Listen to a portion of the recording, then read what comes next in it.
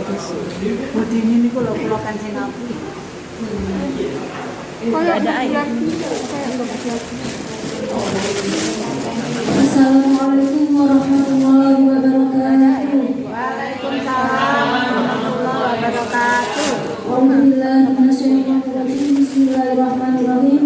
Assalatu wassalamu ala asrofil anbiya'i wal mursalin sayyidina wa maulana Muhammadin wa ala alihi wa sahbihi ajma'in. Amma ba'du.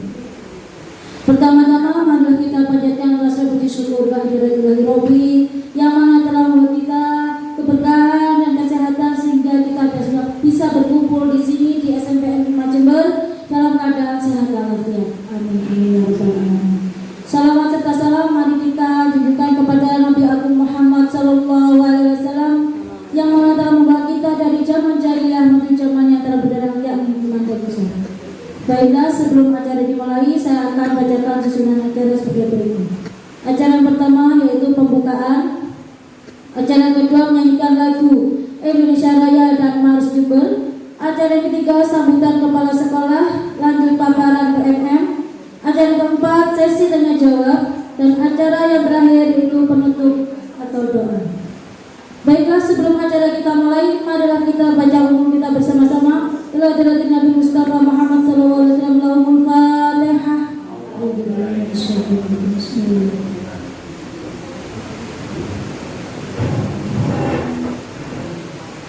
Untuk melanjutkan acara selanjutnya yaitu menyanyikan lagu Indonesia Raya dan disusul dengan Mars Jember.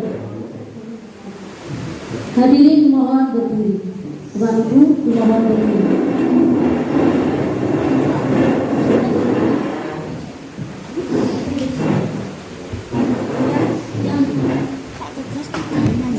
Dirjen kami persilakan.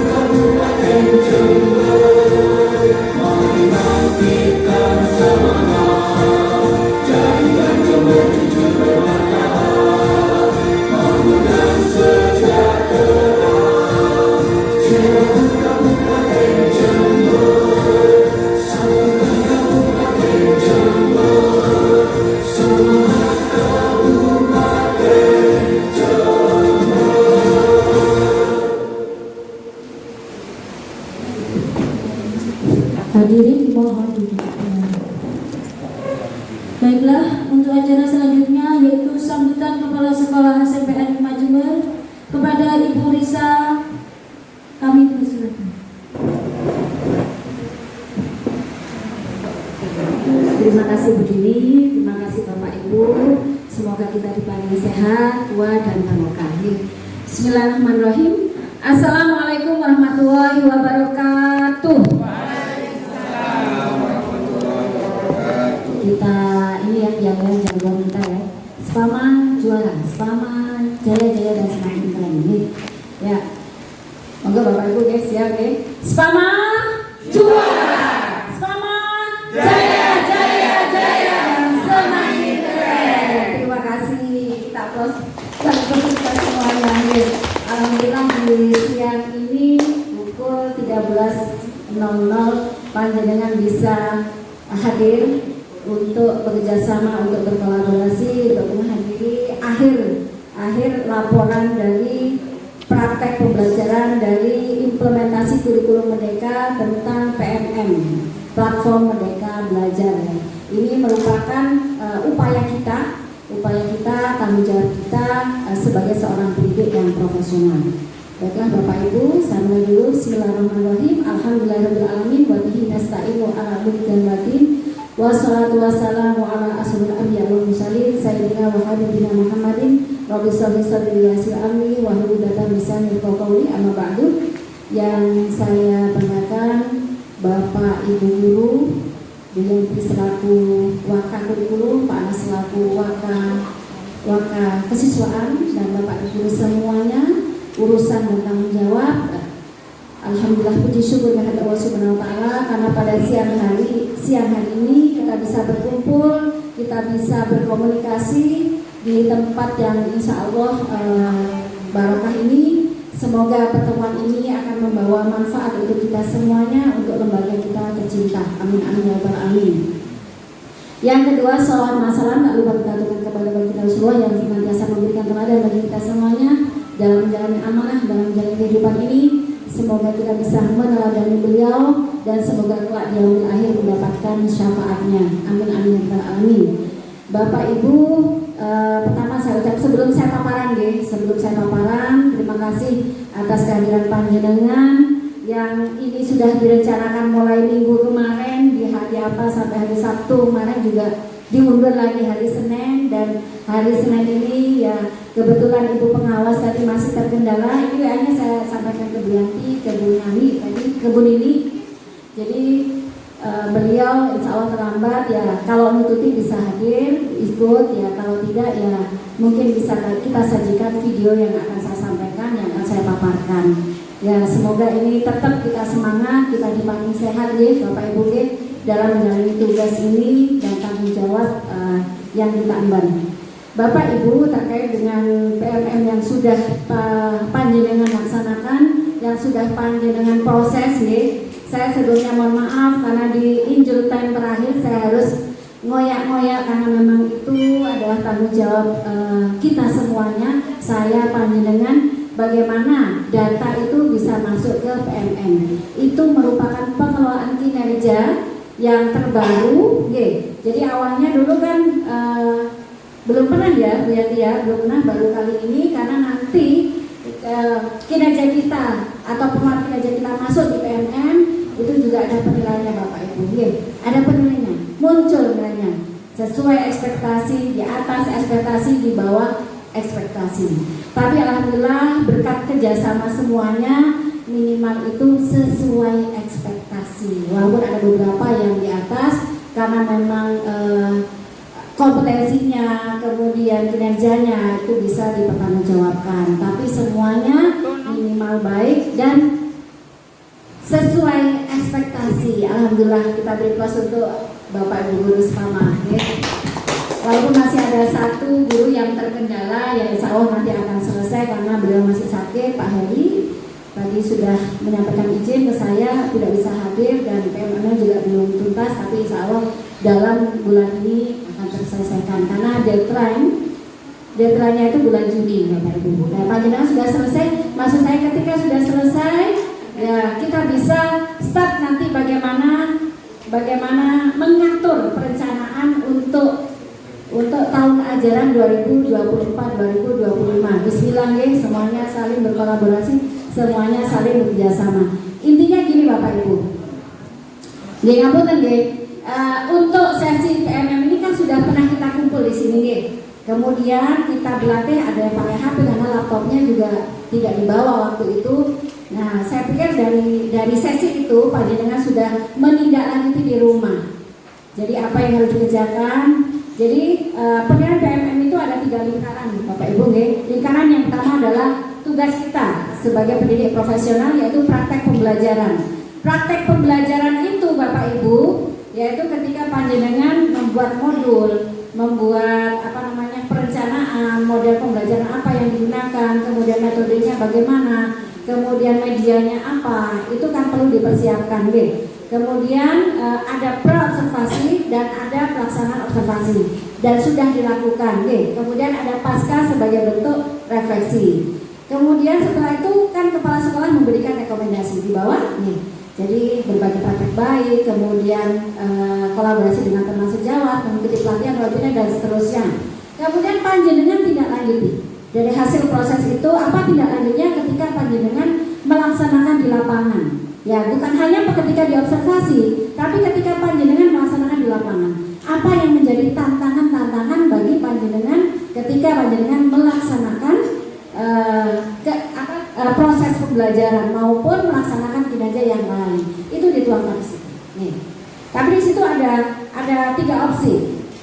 Jadi perubahan itu tidak lanjut itu karena kendalanya pertama ya karena memang harus ada perubahan. Yang kedua itu untuk ekspektasi atasan. Nah, panjenengan berbuat kan bukan karena atasan kan nggih, karena kan tanggung jawab profesi yang harus diemban.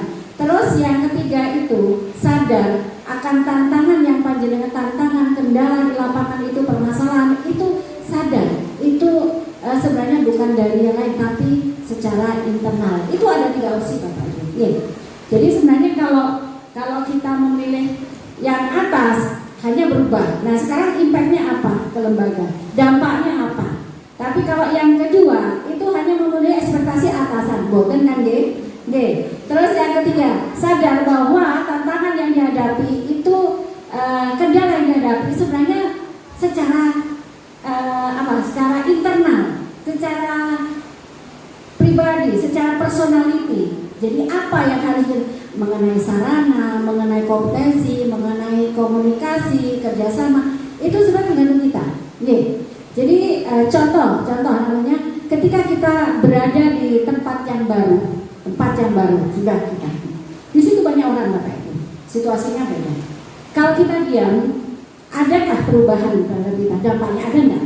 Tapi ketika kita mulai menyampaikan komunikasi, mulai membuka pembicaraan, Ibu dari mana Bu? Ya, terus tujuannya apa di sini Bu? Terus apa? Itu hanya terbentuk ada jalinan komunikasi.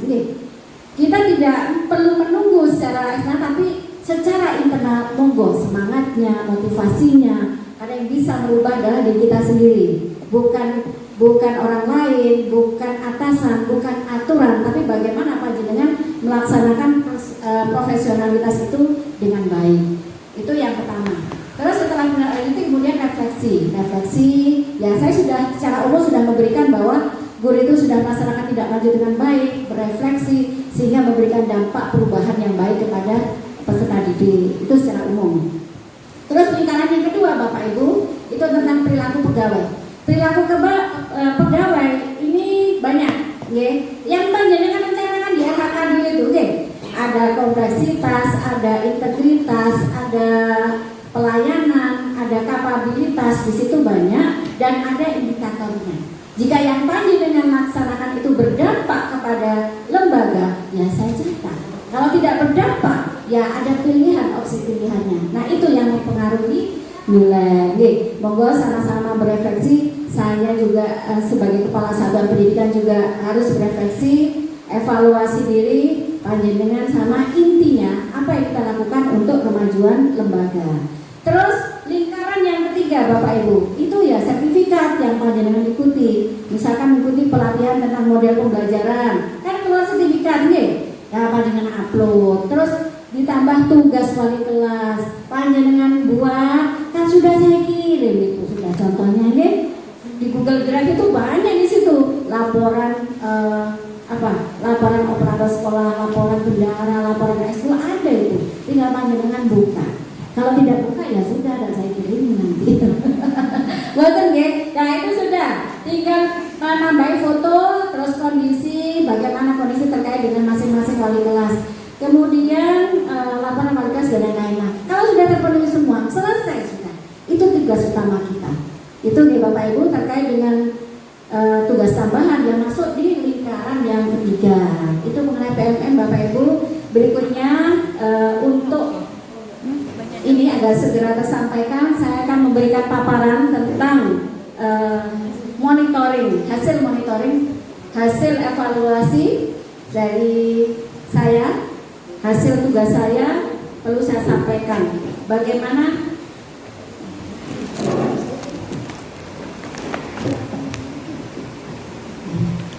bagaimana terkait dengan PMM kepala sekolah. Memang tampilnya beda. Di situ di kepala sekolah ada dua opsi. Saya sebagai pegawai dan saya sebagai pejabat.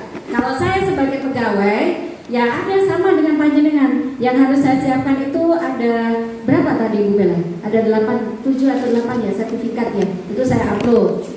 Kemudian saya harus mengupload SK, saya harus mengupload KOSP, saya harus mengupload, ada lagi sudah yang di ini persentasenya. Kemudian tugas observasi. Karena yang saya observasi ada 28 guru. Berarti muncul di situ 28. Yang sudah selesai tuntas, ya terakhir hari Sabtu itu 10 guru. Makanya saya tunggu, saya lihat panjenengan, dan alhamdulillah hari ini sudah 27 guru. Keren ya, alhamdulillah selesai tinggal 1 guru. Baik Bapak Ibu, ini hasil observasi PMM SMP Negeri 5 Jember. Oke, ya. Nah, ini profil sekolah kita luar biasa SMP Negeri 5 Jember ini, ya semoga kita bisa mengembangkan sekolah ini menjadi sekolah yang menjadi rujukan di sekolah kota. Jadi SMP 5 Jember ini kalau melihat analisis konteksnya, inputnya itu dari ini populasinya itu banyak daerah perumahan, lingkungan perumahan. Intinya kalau lingkungan perumahan berarti kan ini pendidikannya, mindsetnya sudah daerah perkotaan. Jadi tentang pendidikan itu sangat butuh. Beda dengan analisis konteks di pedesaan atau pinggiran. Tapi di SMP 5 ini inputnya luar biasa. Ini foto kita bersama ketika di hari Ibu Kartini ya. Ya, visi sekolah kita yang sudah kita bangun ketika kemarin itu diseminasi visi sekolah mewujudkan peserta didik yang berprestasi, unggul dalam mutu, berakhlak mulia dan peduli dengan lingkungan, dengan berkarakter profil pelajar Pancasila dan berwawasan global. Ini susunannya mungkin perlu jadi profil pelajar Pancasila kita letakkan di bawah. Ini kan sesuai dengan kapan hari yang kita bangun bersama untuk visi. Jadi ada wawasan lingkungan karena sekolah kita, branding sekolah kita adalah Adiwiyata. Ada wawasan global karena kita nanti anak-anak di sini kan IT-nya ya. Jadi perlu kita kembangkan wawasan globalnya. Kemudian profil pelajar Pancasila yang merupakan ini ciri khas dari kurikulum Merdeka. Oke, lanjut. Nah, saya di sini mengambil indikator tentang pembelajaran. Kenapa? Saya melihat rapor pendidikan sekolah. Asal mulanya dari sini Bapak Ibu. Jadi rapor SMP Negeri 5 Jember ini tahun 2023 ya. Tahun 2023 di sini yang lemah atau yang kurang itu adalah kemampuan numerasi. Nah, itu indikatornya, itu penjelasan indikatornya. Jadi numerasi ini pada saat anak-anak melaksanakan asesmen AKM, ya AKM itu. Nah ini hasil dari rapor pendidikan. Jadi lemahnya di numerasi, kurangnya atau yang perlu ditingkatkan adalah kemampuan numerasi. Oke, next. Ya, berikutnya juga iklim keamanan sekolah. Jadi untuk sekolah yang bebas bullying di sini masih belum. Karena di sini indikatornya kurang ya, sedang, belum, warnanya belum hijau, ya belum hijau. Kalau sudah hijau berarti sudah bagus iklim keamanan sekolahnya. Berarti kita layak untuk menuju sekolah ramah anak. Tapi karena di sini masih kuning, ini perlu kita berbagi. Ini di tahun 2023. Berikutnya lanjut di tahun 2024. Tahun 2024 di sini tentang kualitas pembelajaran, Bapak Ibu. Jadi sebenarnya ini hasil dari survei lingkungan, survei lingkungan. Jadi panjenengan yang pengisi itu ya, akhirnya keluarlah raport pendidikan di sini. Kualitas pembelajaran itu masih dalam tahapan sedang, belum warna hijau. Nah ini yang harus kita perbaiki. Dengan demikian RHK yang saya rencanakan, rencana hasil kerja saya rencanakan, salah satunya adalah terkait dengan pembelajaran. Bagaimana pembelajaran di sekolah kondusif sesuai dengan indikator-indikator yang panjenengan pilih. Ada disiplin positif, ada keteraturan suasana kelas, ada pembelajaran interaktif ya. Kalau tidak salah ada 5 ya, wilayah ada kan nanti di sini ya. Jadi itu Bapak Ibu, kenapa saya memilih pembelajaran, bukan visi, bukan yang lain. Gitu. Insya Allah kalau pembelajaran itu oke, sip, visinya nanti akan masuk secara tidak langsung ya. Oke lanjut. Ya, perkembangan raport pendidikan SMP Negeri Jember ini perlu saya sampaikan di sini tahun 2023 kemampuan numerasi. Apa nanti ketika kita di praktek pembelajaran itu soal-soalnya mungkin terutama di mata pelajaran matematika ini tahun 2023 nih. Ya ini juga nanti ketika kita berada di tahun 2024 agar numerasinya tetap bagus, agar literasinya bagus, hal-hal apa yang harus kita upayakan nih. Jadi dalam pelaksanaan pembelajaran ya mungkin soal-soal yang bentuknya hot atau problem solving. Jadi soal-soalnya lebih ini ya, diberi wacana yang memberi anak-anak berliterasi dan numerasinya ada. Jadi saya itu lebih senang ketika panjenengan membuat soal, membuat soal itu ya lebih tertarik begitu, ketika panjenengan membuat soal itu soalnya hot, meskipun hanya 5 soal, tapi soalnya itu berbobot.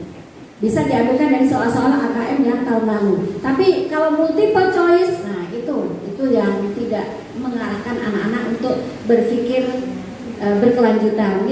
Jadi untuk soal-soalnya ketika asesmen formatif, ketika memberikan tugas kepada anak-anak, diupayakan untuk soalnya itu ada literasinya dan numerasinya biar masuk. Jadi ketika nanti anak-anak melaksanakan AKM, karena memang ujian nasional itu menurut permennya ya tahun 2020 itu terakhir. Setelah itu menggunakan AKM. Jadi menilai kualitas sekolah itu dari asesmen AKM.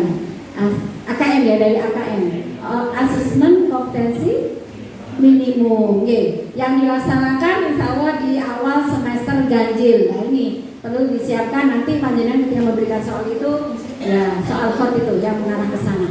Kemudian dapodik sekolah, kita melihat kekuatan sekolah di sini gurunya 20. Ini yang tahun berapa? Ini bisa download ini Mas. Ya. Kalau bisa lihat, kalau saya lihat di ini PMN ada 28 guru. Kemudian untuk tenaga yang lainnya itu sampai 40. Kemudian jumlah siswa perempuan 277, rombelnya ada 18. Kemudian laki-lakinya ada 255. Jadi kalau di total jumlah siswanya itu 570 Bapak Ibu sampai dengan tahun ini. Itu peta sekolah kita. Berikutnya adalah profil sekolah dari MPSN, statusnya, kemudian bentuk pendidikan ya, status kependidikan dan lain-lain. Alhamdulillah sekolah sudah memiliki sertifikat memiliki sertifikat. Kemudian nilai akreditasi itu unggul Bapak Ibu 93. Itu unggul.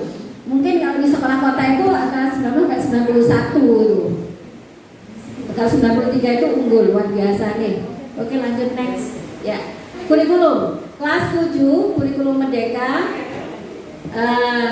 Siswa profil gaya belajar siswa kinestetik visual. Ini yang saya lihat yang tahun kemarin nih Bapak Ibu Kalau yang 7 yang baru belum masih.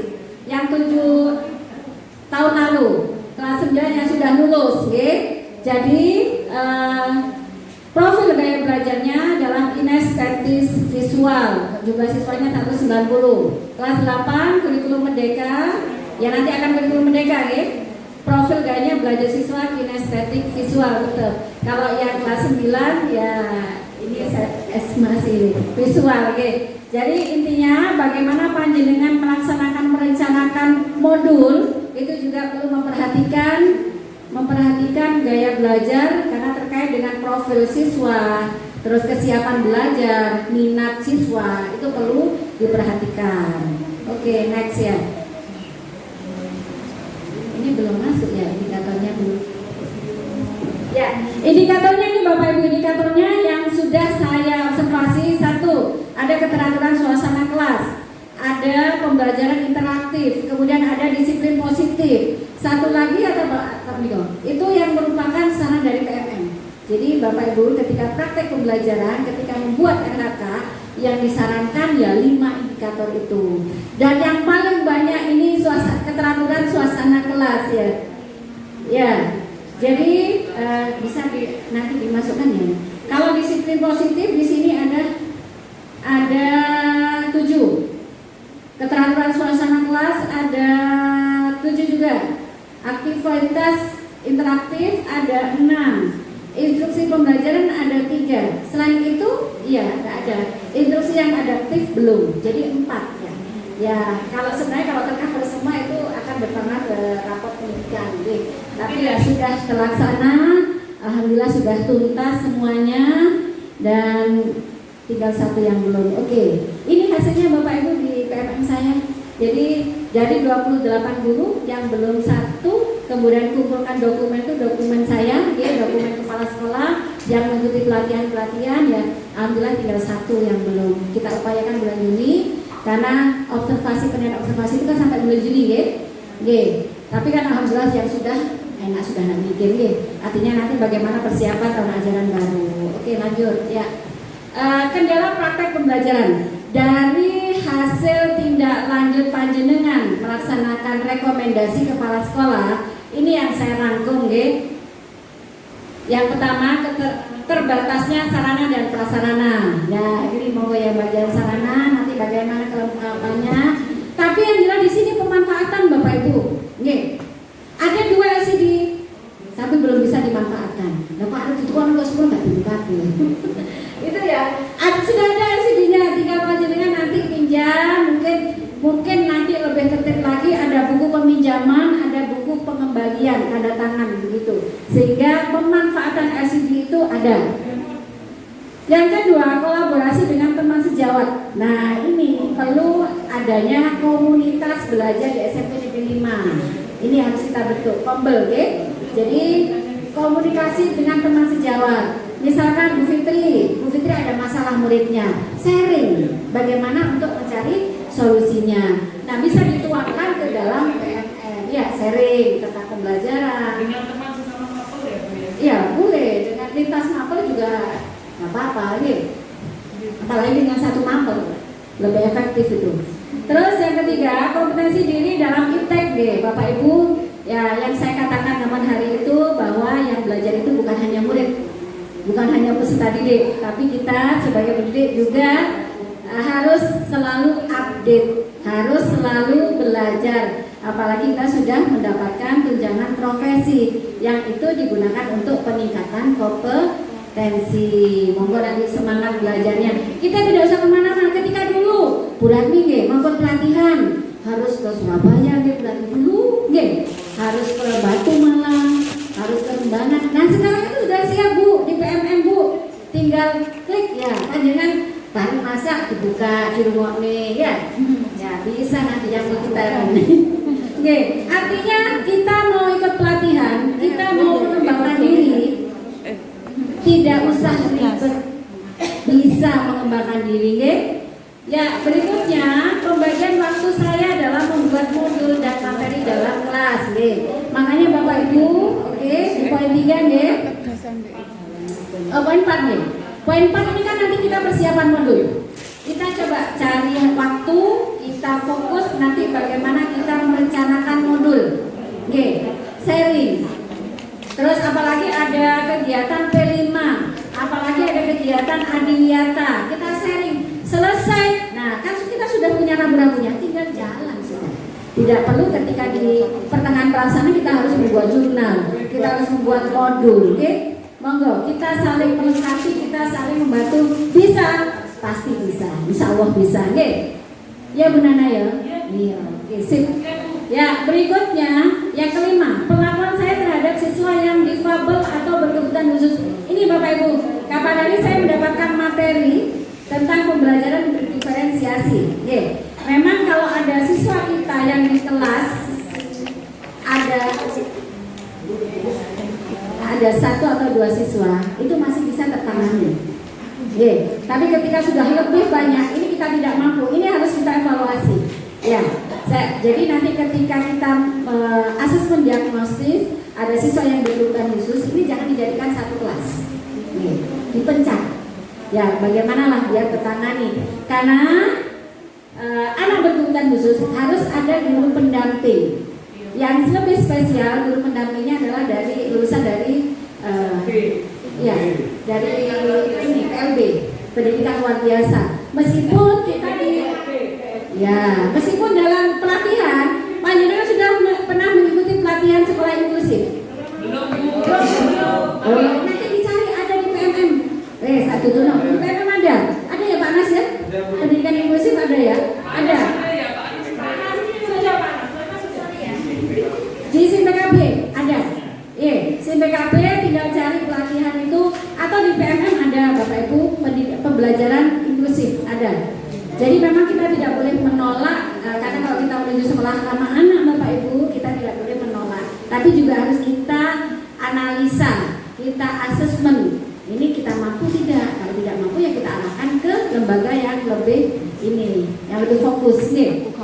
Ya, yang keenam, pembuatan observasi dan penilaian keseluruhan kelas mengingat ada siswa yang berkebutuhan khusus. Masih tentang siswa yang berkebutuhan khusus nih. Semoga kita nanti bisa mengantisipasi lagi, bisa mencari solusinya dari kendala-kendala kita yang kita hadapi saat ini. Oke, lanjut ya. Iya. Hasil tindak lanjut dan refleksi guru. Ngapunten Bapak Ibu, saya baca orang-orang gitu ya. Ada yang kurang dukungan dari teman sejawat. Itu. Bagaimana tadi yang saya sampaikan di depan? Sebenarnya permasalahan itu secara internal ya. Kita nggak bisa menyalahkan orang lain. Kita harus mengevaluasi dan introspeksi dan refleksi. Ada juga kurang dukungan pimpinan ya. Mungkin copy paste atau gimana, saya kan positive thinking ya. Nah, kalau kurang dukungan, monggo panjenengan ada ide apa, ada inovasi apa, saya dukung sepenuhnya, monggo. Tentang pembelajaran, tentang media, saya dukung, monggo. Tinggal bagaimana komunikasinya. Ngoten nggih? Oke, lanjut. Oh, si enak ya. Meningkatkan kompetensi guru. Saya bacakan dulu nggih hasilnya nggih. Meningkatkan kompetensi guru dalam persiapan praktek pembelajaran. Nah, ini hasil tindak lanjutnya.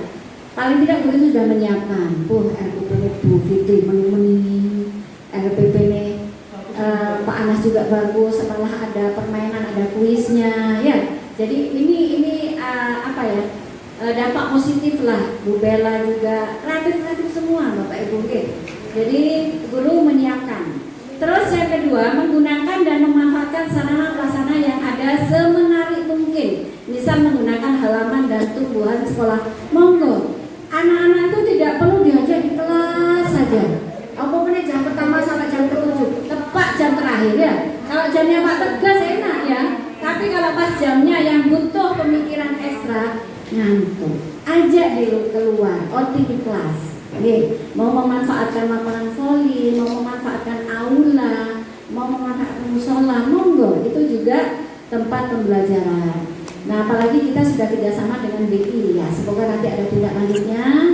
Dan sudah saya sampaikan ke wali murid, orang tua kemarin, kemungkinan kita ada kegiatan outing kelas karena kita sudah ada kerjasama dengan BI. Mau ke botani ya, nggak apa-apa, monggo. Di sana nanti kita buat pembelajaran 1 hari sampai terakhir anak-anak outbound. Renang, ya enak ya, seger ya. Terus yang ketiga, lebih pandai mengatur waktu dalam membuat modul dan materi. Mengatur waktu, nah ini manajemen waktu itu penting sekali Bapak Ibu. Ketika kita banyak tugasnya bertumpuk-tumpuk, terus kita tidak bisa memilih waktu, susah di sini. Tapi kalau kita sudah, makanya pekerjaan itu jangan ditunda-tunda. Apa yang harus selesai? Coba ini kalau dibiarkan mungkin ya, karena memang saya ini biar selesai, biar tuntas. Kalau tuntas kan lego, oke. Alhamdulillah selesai, karena memang saya paham, karena ini memang hal baru. Tapi saya paham semua ini dengan sekarang.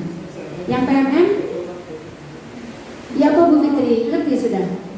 Jadi alurnya PMM sudah paham. Ya, Bu Dini sudah, insya Allah. Bu Firki sudah, Bu Firki sudah alurnya nih. Ya, bisa diceritakan nanti gimana? Nanti ya bisa ceritanya jawab. Oke.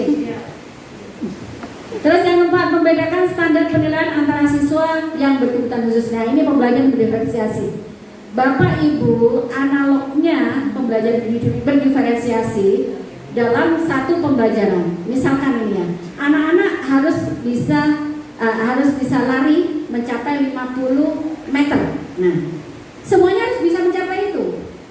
Entah mana yang lebih cepat, sedang atau carry, tapi kan sudah mencapai Bapak Ibu, nggih.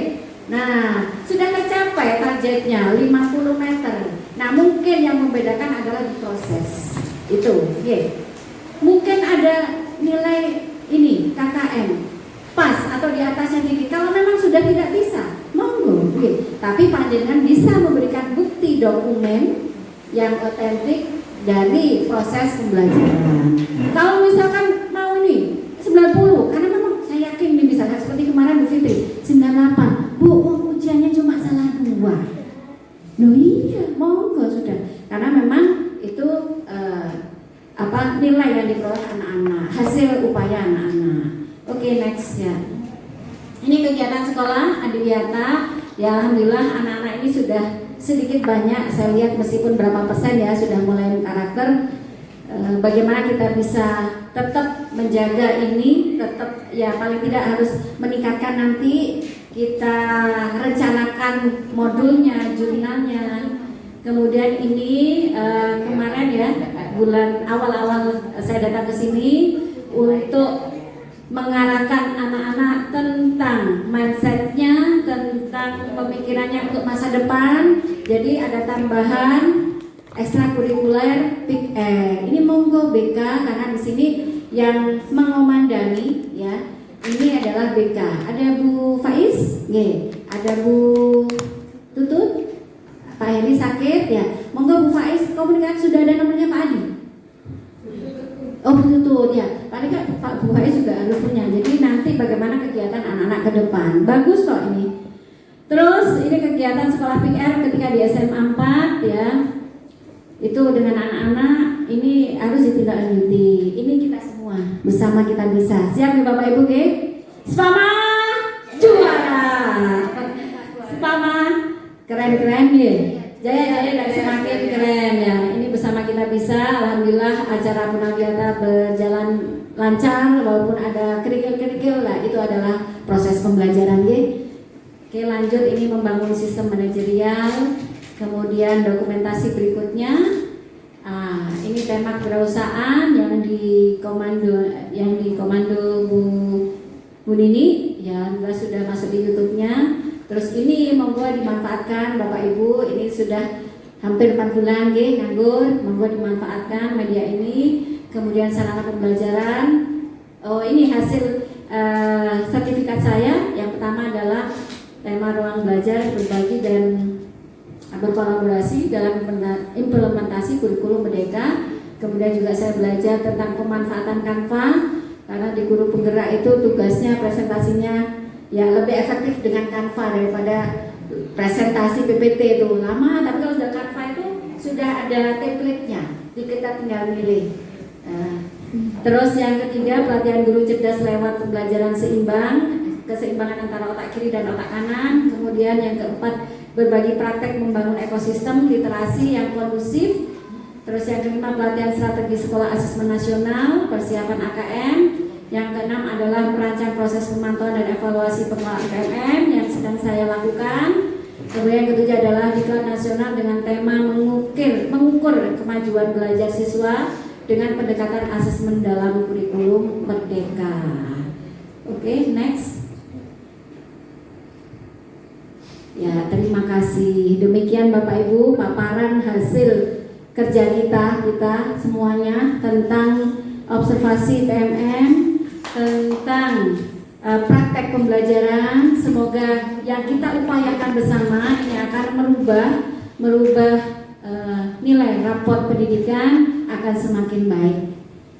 Siap nggih kerjasama nggih? Siap berkolaborasi nggih? Ada apa-apa dikomunikasikan, ada apa-apa kita cari solusinya bersama-sama. Insya Allah bisa dan pasti bisa.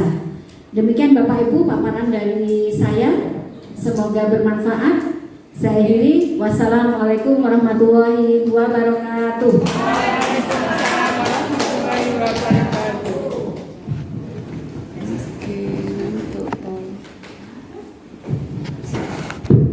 Untuk acara selanjutnya yaitu sesi tanya jawab. Kami persilakan kepada Bapak dan Ibu guru. Monggo mungkin ada pertanyaan atau mungkin usulan. usulan. Kami persilakan Ibu Fitri.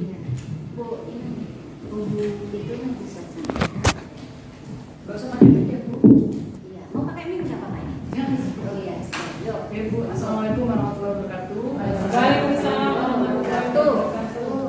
Ini ada satu pertanyaan, Bu. Barangkali Bu bisa memaparkan kepada kami.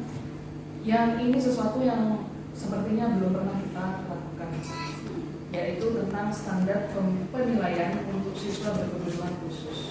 Karena selama ini kita standar penilaiannya mulai dari awal sampai akhir, sampai rubrik penilaian dan sebagainya itu sepertinya sama. Mohon maaf, Bu. Sepertinya bentuknya sama. Hanya mungkin prosesnya yang beda, tapi bentuknya sama.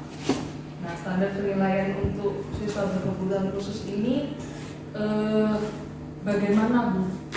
Untuk khususnya di sekolah kita. Terima kasih, Bu. Assalamualaikum warahmatullahi wabarakatuh. Waalaikumsalam warahmatullahi wabarakatuh. Terima kasih Bu Fitri ya, luar biasa pertanyaannya ya mengenai proses penilaian. Pernah saya sampaikan ketika rapat nih. Jadi prinsip penilaian itu ada 10, salah satunya adalah mengacu kepada kriteria. Terus mengacu kepada kriteria atau sekarang kalau dulu KKM di kurikulum merdeka di sini apa KKTP. Nah, tetap kita mempunyai standar nih, standarisasi lembaga kita. Kemudian nilai itu kita memberikan nilai itu ada sisi kemanfaatan. Ya, justru ada objektif, kemudian apa banyak ya 10 itu ya. Nah, ini yang saya tangkap adalah kebermanfaatan. Nah, ketika kita dihadapkan dengan heterogenitas atau keberagaman potensi anak didik kita, yang kalau kita melihat filosofisnya kayak Dewanto, anak-anak berkembang sesuai dengan kodrat zaman dan kodrat alam ya, kodrat alam dari kemampuan dasar anak itu ya termasuk kepada anak yang berkebutuhan khusus. Ya. Dalam pembelajaran berdiferensiasi Bapak Ibu, kita memang tidak bisa anak itu kita samakan. Sehingga dalam perencanaan ya memang agak ribet ya, tapi sekarang kan referensi banyak sekali ya. Jadi ketika kita membuat modul, ketika kita membuat asesmen, membuat soal, harus ada variasinya. Jadi ada soal yang sulit, ada soal yang sedang, ada soal yang yang sedang, yang mudah, sedang dan sulit ya. Dan kita sebagai pendidik, guru, kita kan ada asesmen di awal ya. Nah, kita data, misalkan di kelas 7A, nanti anak-anak yang di bawah ya, di bawah rata-rata itu berapa siswa? Misalkan ada 3 sampai 4 ya. Kemudian anak-anak yang high ya, yang hot kita bisa memberikan soal yang sulit itu berapa anak?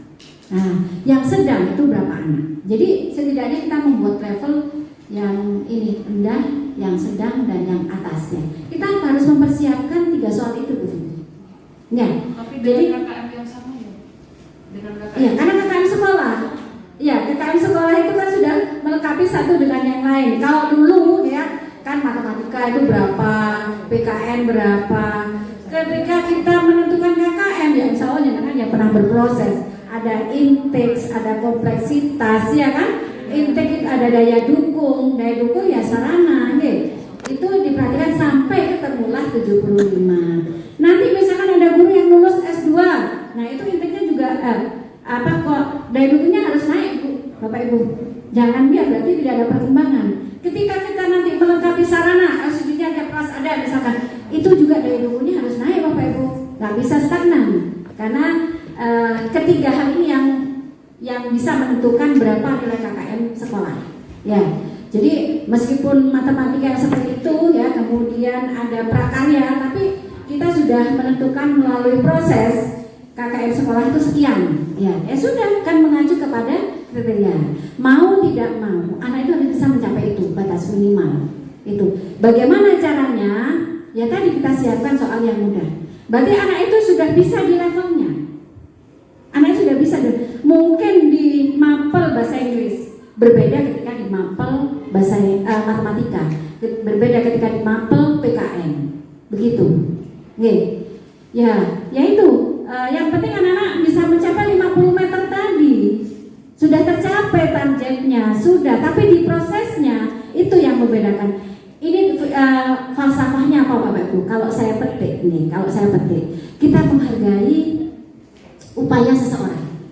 Ketika anak itu berupaya, kita beri apresiasi. Sekecil apapun upaya anak itu, insya Allah itu akan meningkatkan bagus secara kepribadian, kita mendukung secara memotivasi secara kepribadian. Tapi ketika anak-anak sudah di justice, dia tidak bisa, dia ya non sewu ya, insya Allah tidak ada Bapak Ibu sekarang yang tidak mampu ya. Kamu tidak bisa, kamu tidak mampu. Apa yang terjadi? Dia bukan semakin berkembang, dia akan bisa saja semakin menurun. Jadi bagaimana kita menghargai sekecil apapun apa yang diupayakan anak-anak. Itu adalah proses pembelajaran Bapak Ibu. Jangankan anak-anak kita sendiri, kalau kita tidak diapresiasi, kita malas kan? Betul, oke?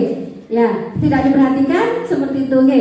Jadi memang itu sebuah bentuk penghargaan bahwa anak-anak itu berkembang sesuai dengan potensi yang dimiliki. Potensinya yang bisa membaca, dia panjenengan.